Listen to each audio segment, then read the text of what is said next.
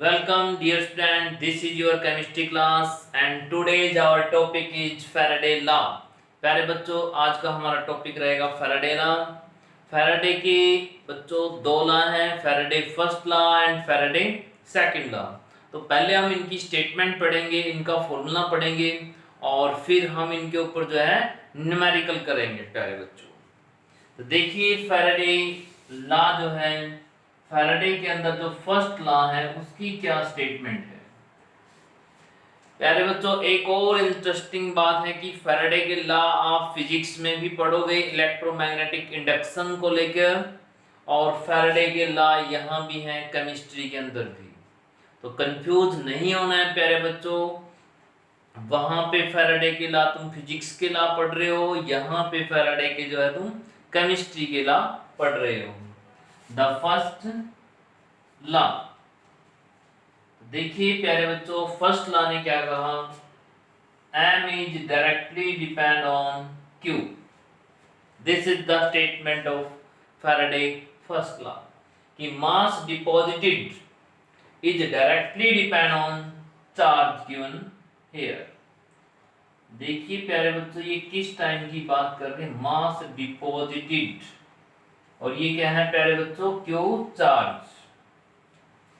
Means Faraday का जो law है यहाँ पे हम यूज कर रहे हैं प्यारे बच्चों, ये किसके लिए है, ये इस टाइम के लिए। देखिए कोई सॉल्यूशन है यहाँ पे, एनी सॉल्यूशन है, यहाँ पे मैंने बैटरी लगाई है, ये बैटरी का प्लस सिरा है, ये बैटरी का माइनस सिरा है।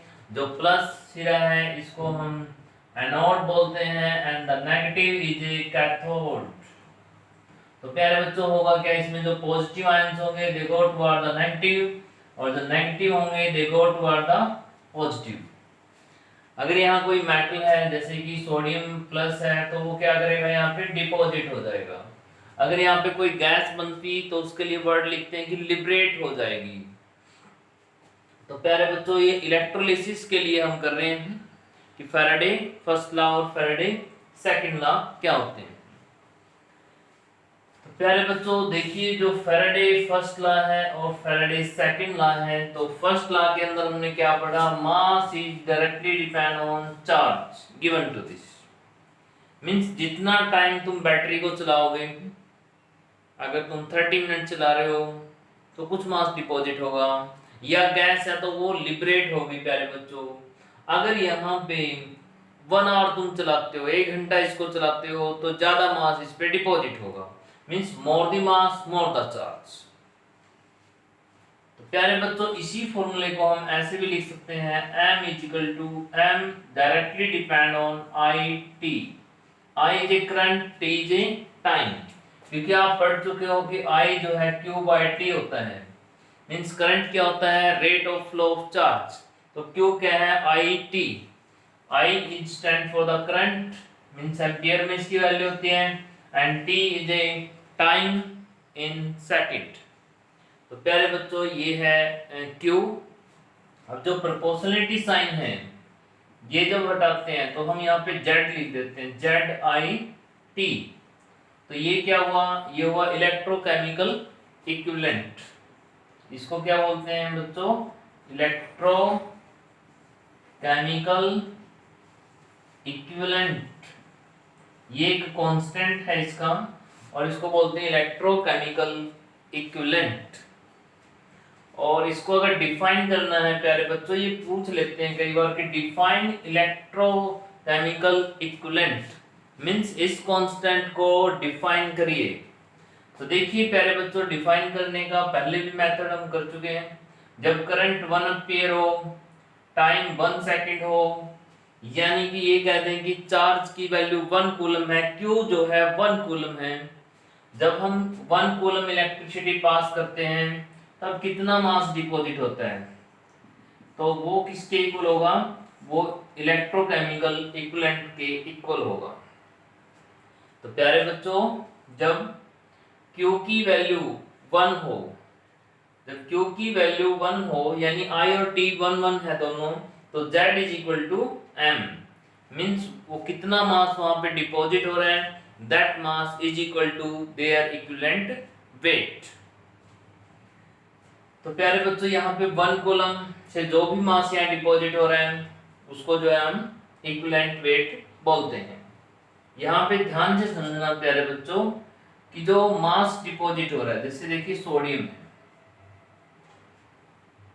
अब सोडियम को डिपॉजिट होगा तो इसे किस में कन्वर्ट होगा, Na में कन्वर्ट होगा।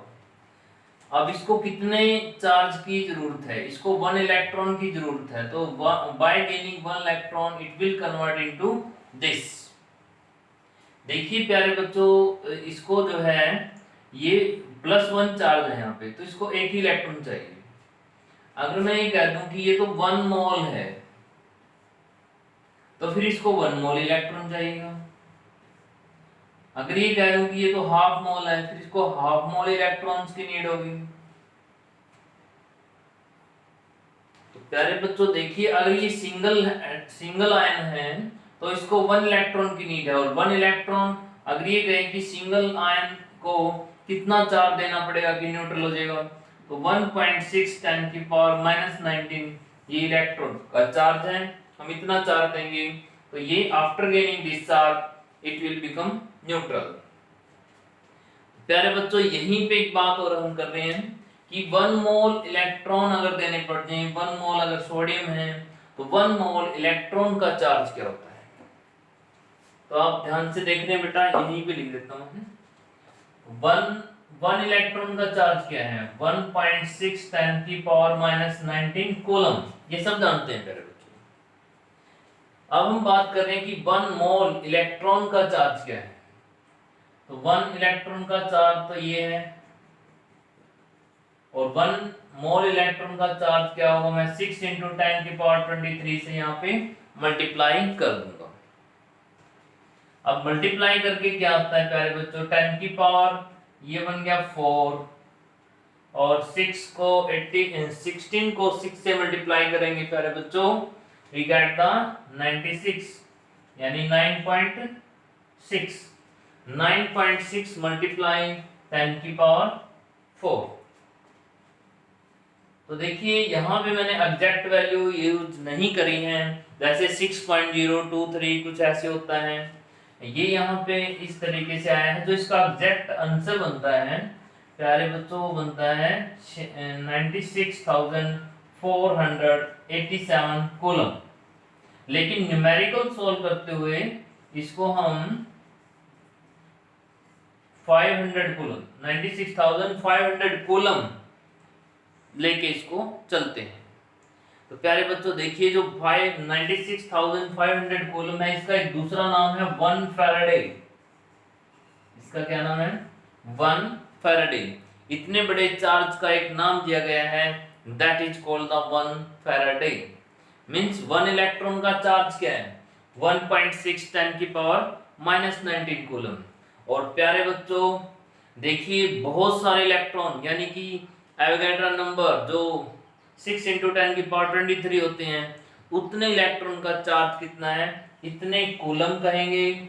एग्जैक्ट वैल्यू ये है, और जिसको हम जो है 1 फैराडे बोलते हैं। तो ये सब किसके लिए है, this is for 1 Faraday. Means 1 mole electron का चार्ज 1 फैराडे होता है। तो प्यारे बच्चों देखिए, यहाँ पे हम बात करते हैं कि यहाँ अगर कैल्शियम होता, कैल्शियम +2, तो उसको कितने इलेक्ट्रॉन की नीड होती। तो प्यारे बच्चों क्लियर है उसको कि 2 इलेक्ट्रॉन की नीड होती, क्योंकि इसके ऊपर +2 चार्ज है, इट नीड 2 इलेक्ट्रॉन। तो इसको 2 इलेक्ट्रॉन की नीड है, तो अगर ये 1 मोल कैल्शियम है तो इसको कितने फैराडे की नीड है, तो हम कहेंगे इसको 2 फैराडे की नीड है। तो प्यारे बच्चों, जो फर्स्ट लॉ हमें सिखाता है वो यही सिखा रहा है कि जो करंट, जो मास डिपॉजिट होगा, जितना तुम चार्ज दोगे उतना ही मास इसमें डिपॉजिट हो जाएगा। अगर तुम इसको 1 कूलम चार्ज देते हो तो इसका जो है जो इसका इक्विवेलेंट वेट है वो यहाँ पे डिपॉजिट होगा। अगर 1 कूलम की जगह मैं ये कह दूं कि तुम 1 फैराडे चार्ज दे रहे हो, तो प्यारे बच्चों जो इसका इक्विवेलेंट वेट, इक्विवेलेंट मास जो बनेगा वो ग्राम में आएगा। कि इसका जितना इक्विवेलेंट मास है वो ग्राम में डिपॉजिट होगा। जैसे किसी का अपना अपना इक्विवेलेंट वेट होता है। तो प्यारे बच्चों इक्विवेलेंट वेट के बारे में भी हम डिस्कस करेंगे कि इक्विवेलेंट वेट क्या होता है। तो फर्स्ट लॉ क्लियर है बच्चों कि mass deposit directly depend on charge. तो ये इसका फॉर्मूला है इस तरीके से। अब हम थोड़ी सी बात करेंगे इक्विवेलेंट वेट के ऊपर, लेकिन नेक्स्ट लॉ के अंदर हम ये बात करेंगे। वैसे तो स्टोरी एक ही है, लेकिन फिर भी इसको दो कैटेगरी में डिवाइड किया गया है। पहले लॉ में सिर्फ इतना बताया है कि mass deposited directly depend on charge.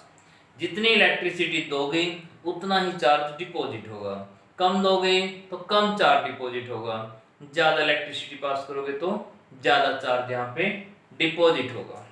तो प्यारे बच्चों देखिए, अब हम मूव करते हैं फैराडे के सेकंड लॉ की तरफ।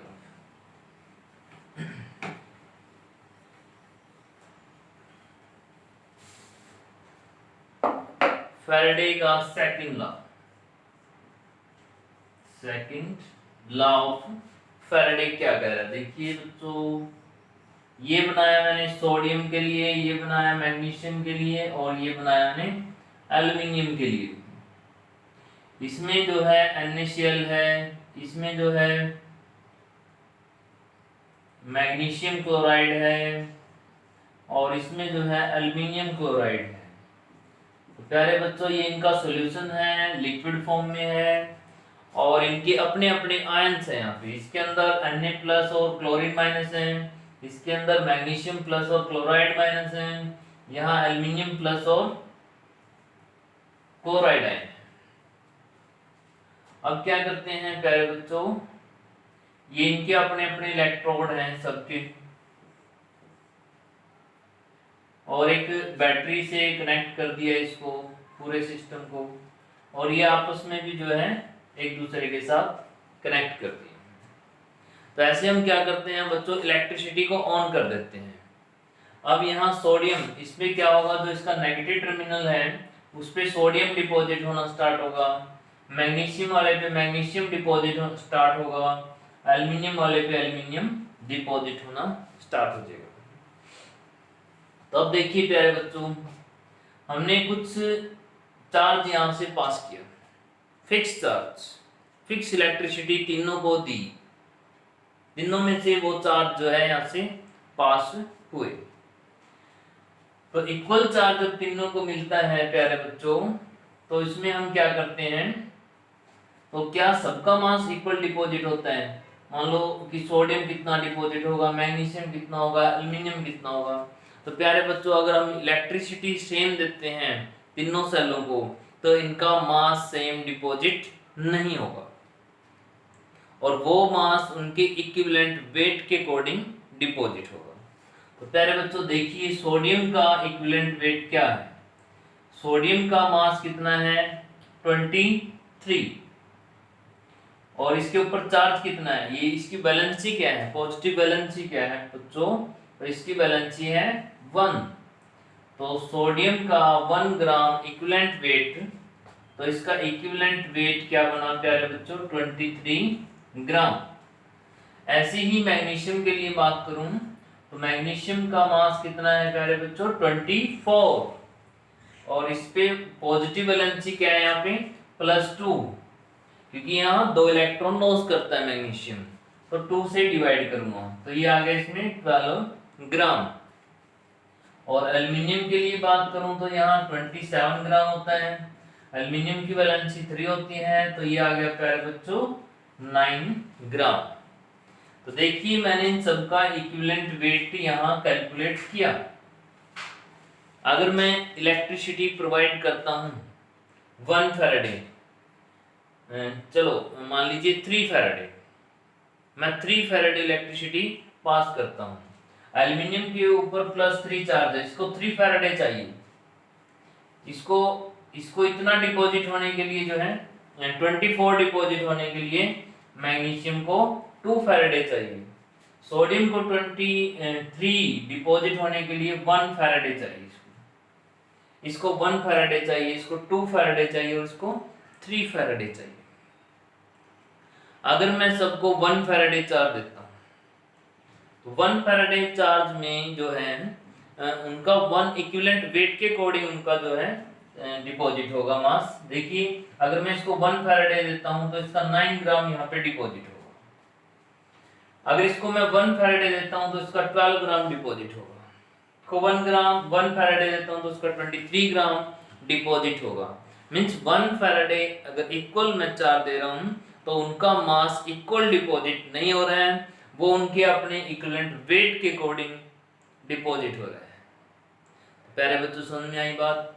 अगर हम डिफरेंट मासेस के लिए इलेक्ट्रिसिटी प्रोवाइड करते हैं तो उनका एक जैसा मास डिपॉजिट नहीं होता है और ये डिफरेंट मास यहाँ पे डिपॉजिट हो रहे हैं। तो देखिए प्यारे बच्चों जो फैराडे सेकंड लॉ है ये क्या कह रहा है, इसमें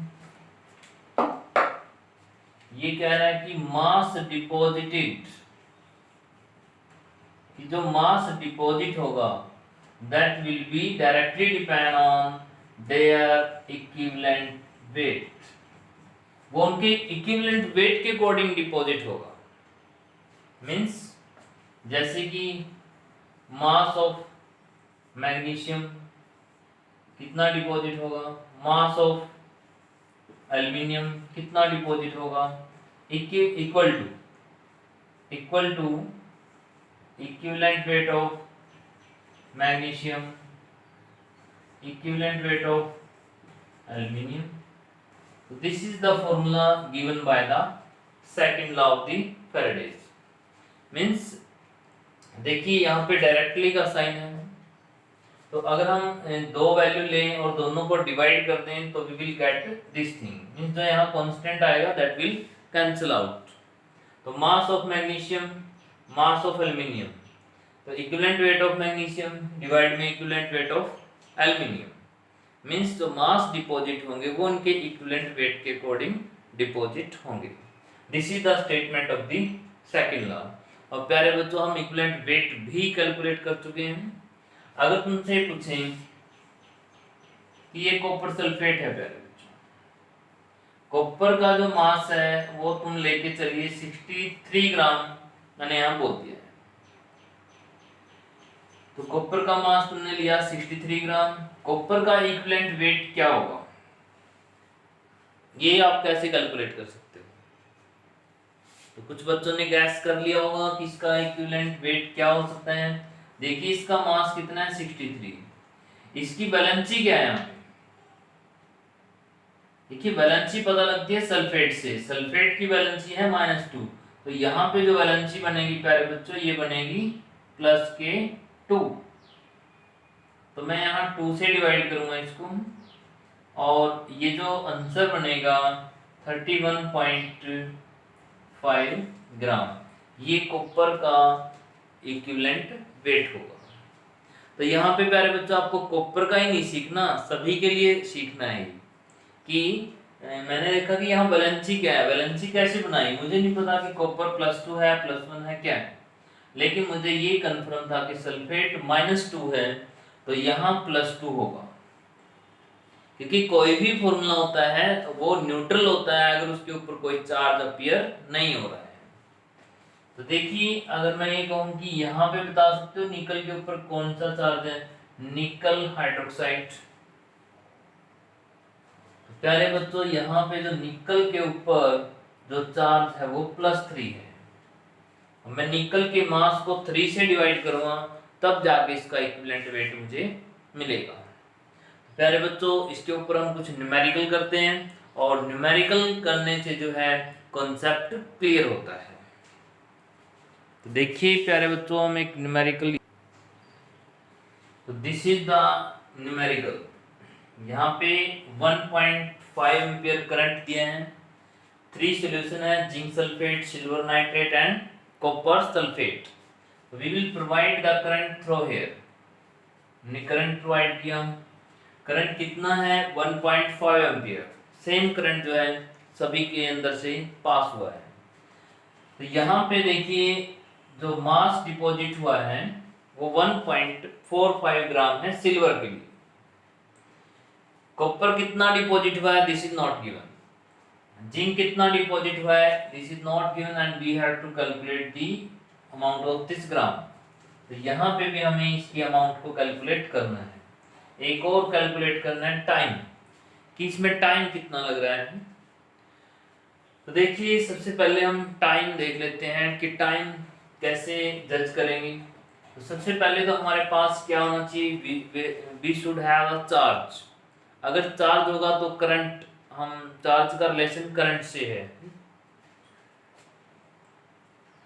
तो यहाँ पे हम चार्ज की अमाउंट ऑफ चार्ज निकालेंगे। जो चार्ज गिवन है, चार्ज इसको भी मिला है, चार्ज इसको मिला है, सेम चार्ज यहाँ भी दिए। तो अमाउंट ऑफ चार्ज क्यू हम सोच रहे हैं कि कैलकुलेट करें। देखिए चलो हम वापस चलते हैं, I is equal to Q by T. तो हमें टाइम निकालना है, टाइम। तो टाइम के लिए मैं क्या करूँगा, क्यू मल्टीप्लाई क्यू डिवाइड में आई, क्यू डिवाइड में आई।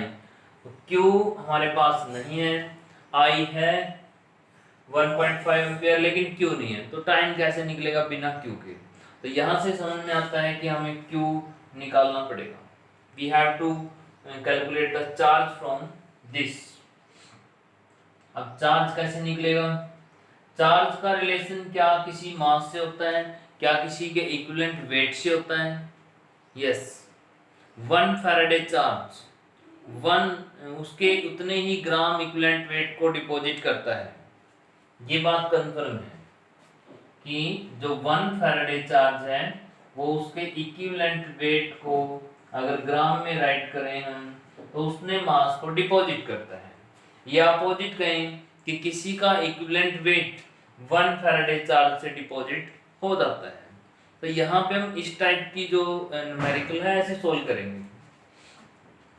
तो देखिए जो सिल्वर है, सिल्वर का मास होता है 108 ग्राम।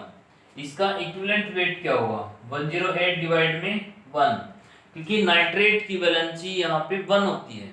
तो 1 है तो मैं यहाँ पे +1 राइट करूँगा और डिवाइड में 1 हो जाएगा। ये बना इसका इक्विवेलेंट वेट। तो जो इसका इक्विवेलेंट वेट है 108 ग्राम। ये 108 ग्राम कब डिपॉजिट होगा, जब इसमें 1 फैराडे चार्ज जो है यहाँ पे इसको देंगे। 1 फैराडे को जो हम 96,500 कूलम भी कह सकते हैं। तो 96,500 कूलम कह सकते हैं, क्योंकि टाइम को अगर सेकंड में लेना है तो हमें कूलम राइट करना पड़ेगा। तो 1 ग्राम डिपॉजिट करने के लिए जो है प्यारे बच्चों इतना कूलम चार्ज चाहिएगा 1 ग्राम डिपॉजिट करने के लिए। लेकिन डिपॉजिट कितना हुआ, 1.45 ग्राम मल्टीप्लाई 1.45 ग्राम। तो देखिए प्यारे बच्चों इसको सोल्व करेंगे। इसको सोल्व करने से हमारे पास चार्ज आएगा और चार्ज से जो हम टाइम कैलकुलेट कर लेंगे। तो ये क्या आ गया प्यारे बच्चों, ये हमारे पास आया चार्ज की वैल्यू, कूलम की वैल्यू, कि इतने ग्राम डिपॉजिट होने के लिए इतना चार्ज हमें चाहिए। तब यही चार्ज जो है यहाँ पुट करेंगे और हम टाइम कैलकुलेट कर लेंगे। तो time is equal to charge, charge की वैल्यू है 96,500 डिवाइड में 108 मल्टीप्लाई 1.45 और डिवाइड में है आई की वैल्यू क्या है 1.5।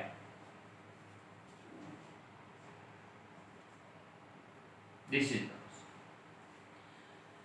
तो वी विल सॉल्व इट। मैं यहाँ पे 0 लगा लेता हूँ, ये पॉइंट से इसका पॉइंट कट कर लेंगे। तो अब इसको कट करते हैं, ये 10 से 10 कट कर लिए हैं, 5 पे कट करेंगे तो 3 आएगा, 5 3 5 2 9, दिस इज द थिंग। और अब इसको आगे प्यारे बच्चों हम कट कर सकते हैं। चलो मैं इसको 30 सपोज कर लेता हूँ, तो ये 10 पे कट जाता है।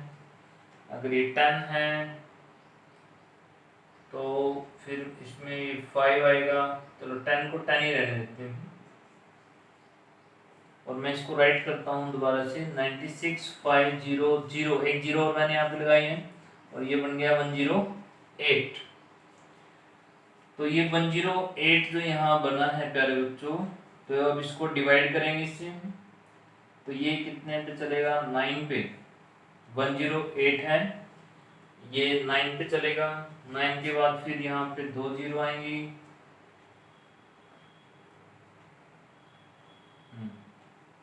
चलो मैं यहाँ पे जो है नियरली वैल्यू राइट कर देता हूँ कि 900 सेकंड यहाँ पे टाइम आ रहा है प्यारे बच्चों, 900 सेकंड यहाँ पे मैंने, तो दिस इज द टाइम प्यारे बच्चों। तो टाइम हमारे पास क्या आया है 900 सेकंड, ये नियरली आया है, अप्रोक्सीमेट वैल्यू आई है। एंड चाहो तो तुम इसको जो है कैलकुलेट कर सकते हो एग्जैक्ट, अदरवाइज तुम यहाँ पे राउंड ऑफ लेके भी इसको सोल्व कर सकते हो। 96,500 डिवाइड में, देखिए 8 जो है 5 से लार्जर है, तो मैं यहाँ पे 11 राइट कर रहा हूँ। अगर यहाँ 10.8 राइट करता हूँ, इसके बदले में 10 की पावर 1 हो जाएगा, तो 10.8 को मैं 11 राइट कर रहा हूँ और यहाँ मल्टीप्लाई 10 है, ये 10 ये इससे कैंसिल कर देगा, तो हम 11 से इसको जो है डिवाइड कर सकते हैं। तो नियरली प्यारे बच्चों मेरा यहाँ पे आंसर आए हैं 900 सेकंड। तो अब देखिए टाइम हमारे पास आ गया, हमने टाइम को कैलकुलेट कर लिया।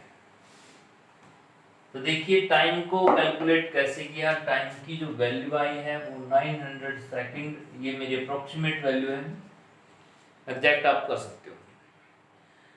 तो देखिए प्यारे बच्चों टाइम आ गया। टाइम के बाद टाइम कैसे निकालना, टाइम के लिए मुझे चार्ज चाहिए था, और चार्ज कहाँ से लिया, चार्ज मैंने इक्विवेलेंट वेट से लिया, कि मुझे पता था कि 108 ग्राम जो है 1 फैराडे चार्ज यानी 96,500 कूलम से डिपॉजिट होता है, तो 1.45 ग्राम कितने चार्ज से डिपॉजिट होगा, वहां से चार्ज की वैल्यू ली है, क्योंकि मास पता है तो चार्ज भी मिल जाएगा,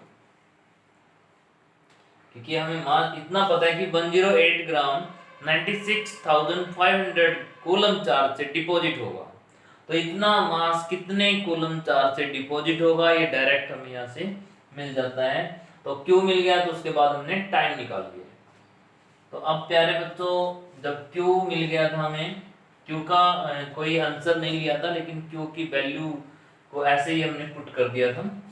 देखिए क्यू कैसे लिया था, 108 ग्राम डिपॉजिट करने के लिए इतना चाहिए था, 1 के लिए इतना चाहिए था, और 1.45 के लिए कितना चाहिए था 1.45, तो इतना कूलम चार्ज हमें मिल गया था प्यारे बच्चों।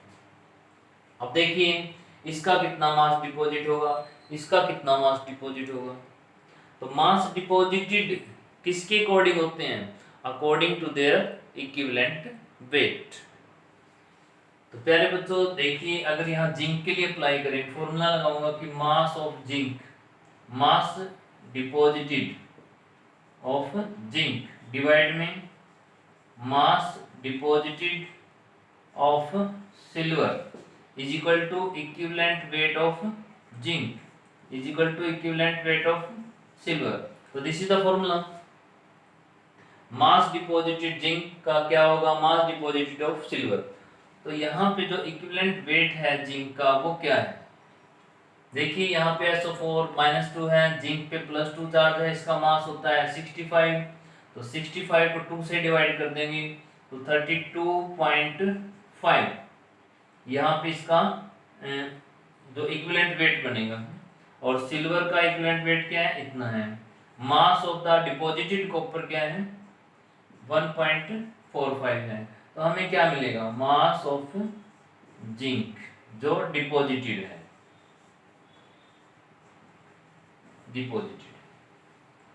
तो प्यारे बच्चों ये फॉर्मूला हम कर चुके थे, तो इस फॉर्मूले से जो हम इसको कैलकुलेट अब कर सकते हैं इजीली कि इसका जो है क्या इसमें बनेगा।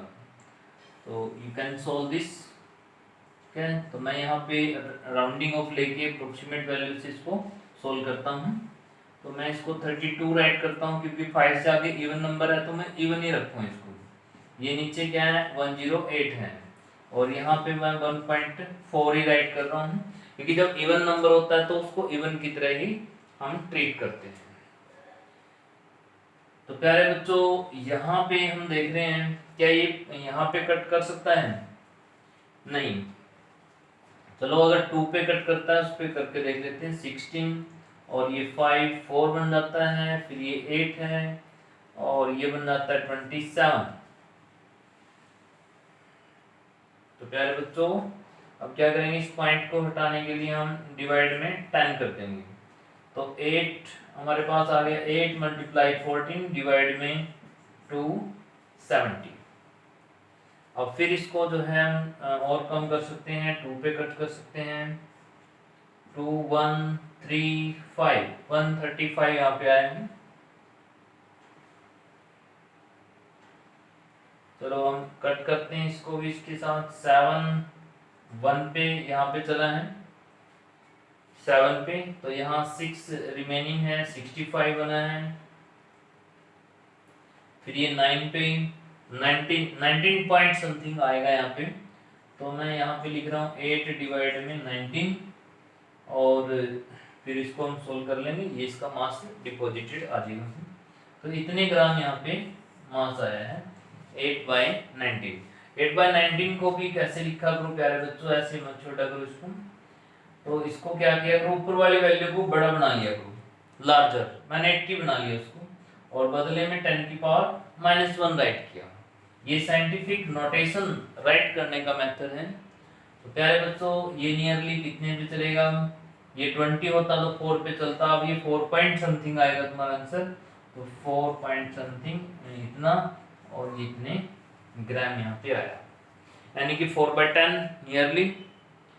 तो प्यारे बच्चों इस तरीके से जो हम इसका मास डिपॉजिटेड निकाल लिया है कि जितना जिंक का मास डिपॉजिट हुआ है। अब यही बात कॉपर के लिए करें कि कॉपर का कितना मास डिपॉजिटेड होगा। तो यहाँ भी हम इसी फॉर्मूले से निकाल सकते हैं।